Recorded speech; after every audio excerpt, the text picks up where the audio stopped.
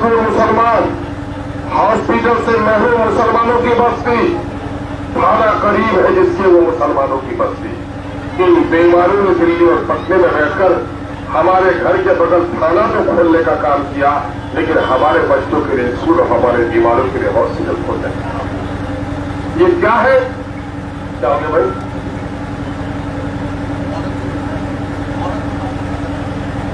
ये मैं आप लोगों से गुजारिश करने के लिए आया हूं कि इस वक्त बिहार में पहली बार एमआईएम किशनगंज से बाहर निकलकर पार्लियामेंट्री इलेक्शन लड़ रही है।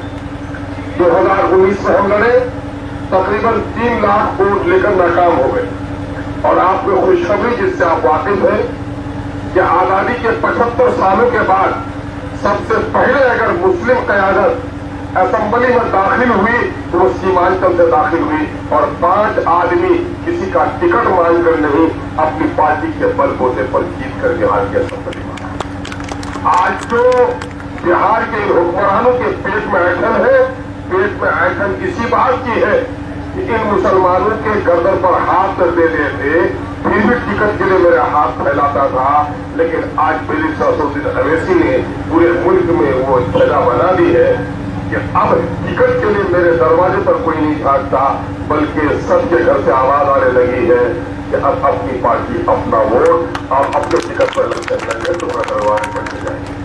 मैं एक वाक्य सुनाता हूं कि एक गांव में एक रास्ता था और बस्ती पीछे थी और सारे लोगों को निकलने का दरवाजा बड़े साहब के घर से होकर होता था। अरे मैं पीछे किया कि आपके करीब हो जाऊं, मैं आपको पीछे करने के थोड़े पीछे हुआ।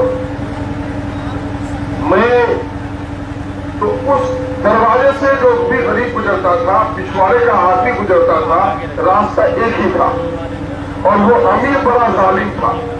जूते फेंक देता, चप्पल मार देता, फिर कहता कि मोची के हाथ से मेरा चप्पल दुरुस्त करके लाओ। चप्पल नहीं खाता था, चप्पल दुरुस्त करके भी लाता था, सलामी भी देता था। उस बस्ती में गैरतमंद नौजवान पैदा हुआ। दादी की लाश निकालने के लिए, बहन की बारात आने के लिए उनके घर का रास्ता इस्तेमाल करते हैं। कंधा तो हमारा, लाश हमारी, बारात हमारी, लेकिन ये जालिम तो एक रास्ते की वजह से हम पर बहुत दुख आ रहा है। वो पागल लड़का परदेश गया, माँ बीमार की, दवा का पैसा नहीं भेजा, बाप मर गया, कफन के पैसे नहीं भेजा। उससे कहा मेरे बाप को दफना दोगे गाँव के लोगों, मैं तो एक पागलपन का इरादा करके आया हूँ। चंद सालों के बाद दौड़ा और उसने अपने गरीब और मजदूरों की बस्ती के लिए जालिम के घर के मुकाबले में नया रास्ता जमीन खरीदी। अब जिससे उसका रास्ता निकल गया तो अब ये जालिम कहता है ये लड़का बड़ा आवारा है, इसने ही हमारे रास्ते को इज्जत तौकीर बर्बाद की है। मैं तो गाली भी देता था, लोग सलाम करते थे, जूते भी मारते थे, जूता सिलकर ला के देता है। जब से इससे नया रास्ता बना लिया है, मेरे जूते उठाने की बात तो कोई, अब तो हमें जूता दिखा रहा है, कोई सलाम नहीं करता, हम पर थप्पड़ उठा रहा है। यही काम मेरी ससुर अवैसी ने कहा, तुम्हारे दरवाजे से होकर नहीं जाएंगे, हमने एमआईएम का रास्ता अलग बना लिया है, झंडा अलग है, झंडा अलग है, पतंग का निशान भी अलग है। अब हम तुम्हारे लिए महरूम नहीं कि तुम्हारे टिकट पर इलेक्शन लड़े। यही वो इंकलाब है।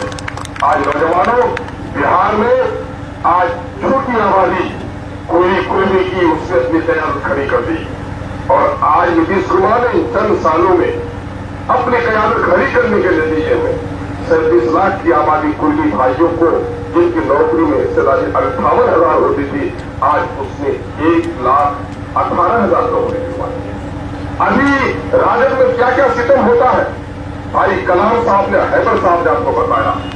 और मैं चूंकि 3 बार राजद में एमएलए रह आया हूं, इसलिए मैं उससे ज्यादा पार्टी की हकीकत को कौन बता सकता है।